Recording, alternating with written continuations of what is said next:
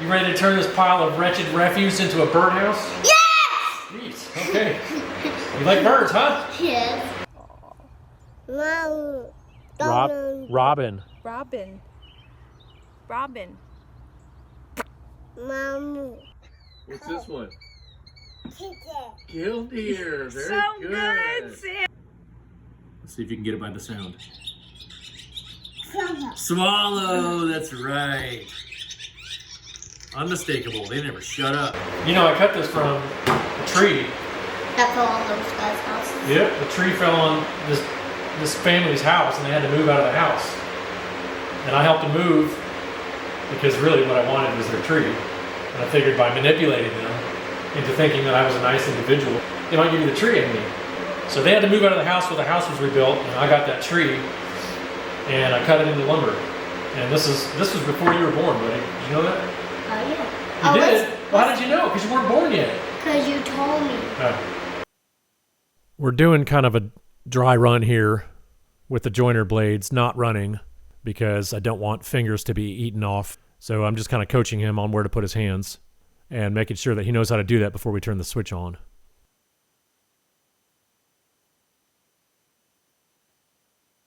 The table saw was a tough one because it was really awkward for him to help and also stand safely. I mean, when you're operating a table saw, you should not stand directly behind the blade because if there's a kickback, you'll be right in the path of whatever's kicked back. And that is no fun. I have a permanent saw mark in one of the cabinets that I have in my shop that was the result of a kickback that somehow missed me. But that was warning enough, and I never forgot that lesson. Before this guy, I didn't know anything at all about birds, except that one time I was pooped on by one at an outdoor gig in Kansas. My dad's enjoyment of birds just never rubbed off on me for some reason. I couldn't understand why someone would carry around a set of binoculars on a 13-mile hike just on the off chance that they might be able to get a closer look at some crappy bird. But at some point, maybe around 18 months old, he became fascinated with birds, and I became fascinated with his fascination. We're just, right now we're drawing the roof part, the A-frame part. All right, we got our rooftop, well, our roof shape anyway. During walks around the neighborhood, right around the time he turned 2, he would make these random noises. And I just assumed his brain synapses were firing or something. But eventually, my wife and I figured out that he was imitating birds he was hearing, which was quite the revelation for us. Well, I thought maybe this is something I can encourage and we can enjoy learning about birds together. And so that's what we did. I got some bird apps that my dad recommended, and almost every day he would say, do birds, Poppy? He wanted to do the birds, as he put it. And so because of him, it got to where I really enjoyed watching and learning about birds too. Nowadays, I might be at the other end of the house and I'll hear Sam or Katie from the living room yelling, hummingbird!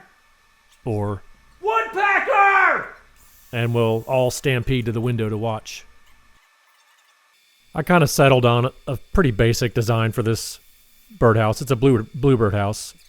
My inclination is to make a freaking Taj Mahal, but a couple reasons I didn't go all out with this thing. One, because this is my son's introduction into woodworking, and it can be frustrating enough even for basic stuff, and so we don't need to add to that possibility of frustration, and then he never wants to do anything with me in the shop again. And also, it kind of is a hard thing for me to devote a whole lot of energy to making something really nice when it's just going to sit out in the sun all day, day after day, week after week, slowly decomposing in the sun. So, anyway, all this to say, if I hear any birds complaining about it, I'll cut your rations in half. You've been warned. All right, now let's go over here. Stay on that chair.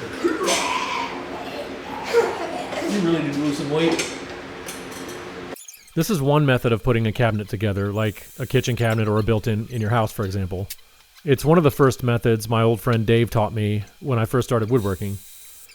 you hold the parts together with clamps, and then you use the holes you made on the drill press as a guide to hand drill for screws, and then you screw it together. Oh, let's go 45 nests in here. Come on, everyone. Our door works.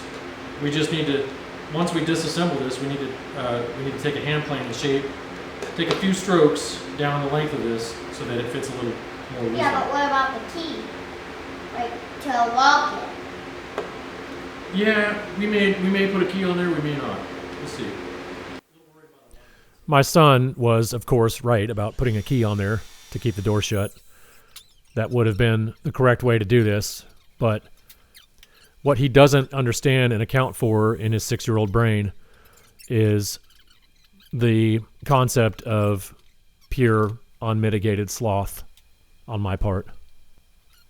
He'll learn. I really took great pains to mark these pieces out so that I didn't make some boneheaded mistake like I'm prone to do, such as to glue and screw the door completely shut permanently. One side is a door and then the other side is part of the structure of the birdhouse. And I could just see getting to the end of the assembly and forgetting that one of these was supposed to be a door. The good news about my son working with me on this is that I could just blame it on him. These screws. Take them out with it. Oh. I thought you were in. Well, you thought wrong. All right, let's get these screws out. Okay. We need to take this apart so that we can sand the parts. It's easier to sand that way. And then we apply glue and reassemble. Put a sticker on it. Put a sticker where? Why would we put a sticker there? Because I want to see a bluebird or any type of bird come in, try to like peck through the whole sticker. Yeah, let's make a birdhouse that the bird can't get through. That's a great idea. If we don't make this birdhouse right, the birds are going to laugh at it. They're going to be like, I'm not staying in your silly, crappy house. All right, watch what I'm doing, buddy. Whoa, don't do that. No, I just did it.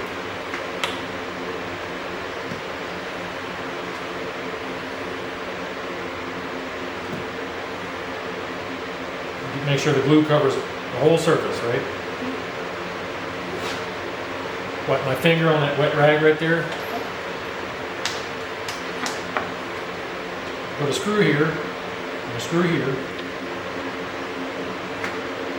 until just the tip of the screw is showing. And then the glue goes to the screw. And then I line up the holes. That's why I show the tip of the screw. It'll probably be more than just the point. All right. Now I'm gonna drive these home. You're gonna be like, no, Mom, we're gonna take this. Because you pre-drilled those holes in that previous step, now when you apply glue to the cabinet, or in this case the birdhouse, the pieces will come together exactly how they're supposed to. The screws act like a pulling mechanism to pull the pieces together just like before, except for now you've got glue on there.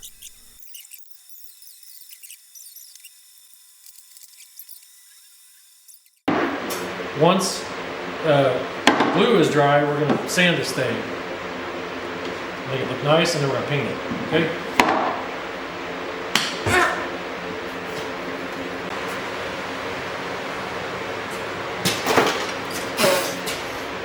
Who put that there? You.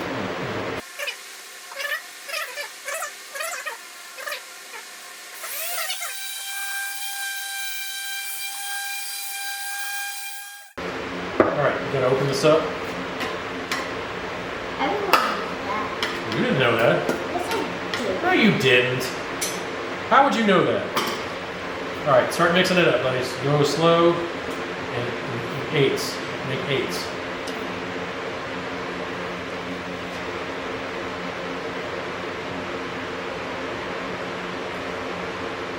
Gotta get it all mixed up there.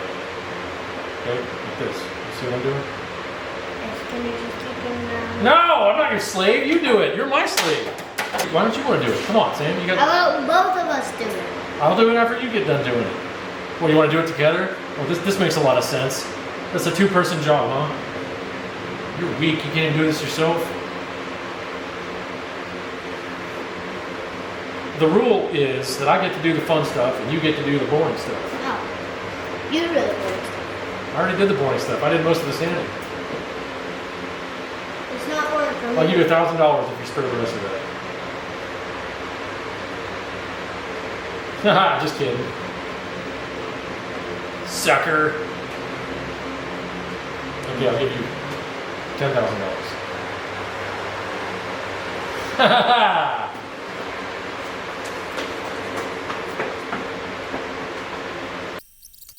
We got most of the structure of the birdhouse done in one day, and it took probably 7 hours or so.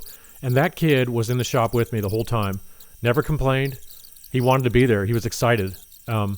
It's so cool. It was so cool to see, to be a witness to that.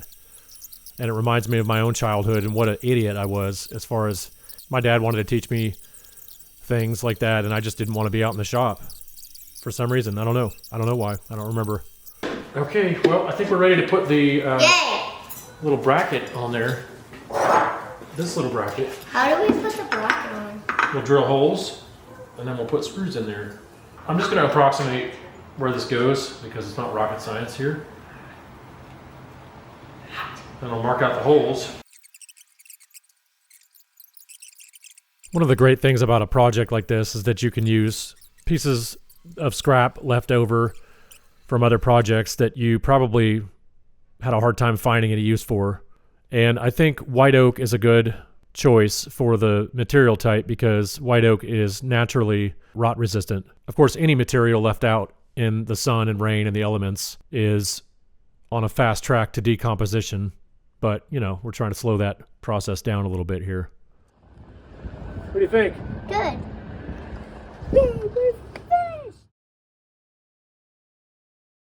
Thanks for nothing. Ba, ba, ba, ba, ba, ba, ba.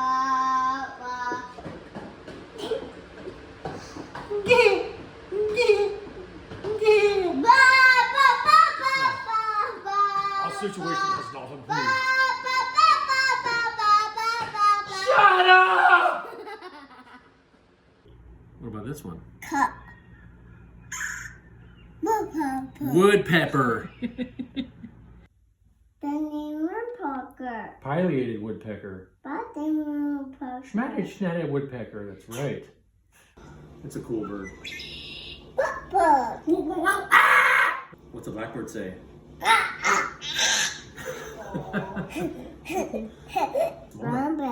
No, it's not a song sparrow. It's a woodpecker! Very good. Good job. I like that he got it wrong, then got it right. Yeah, Good job. I would prefer Sam. he just got it right.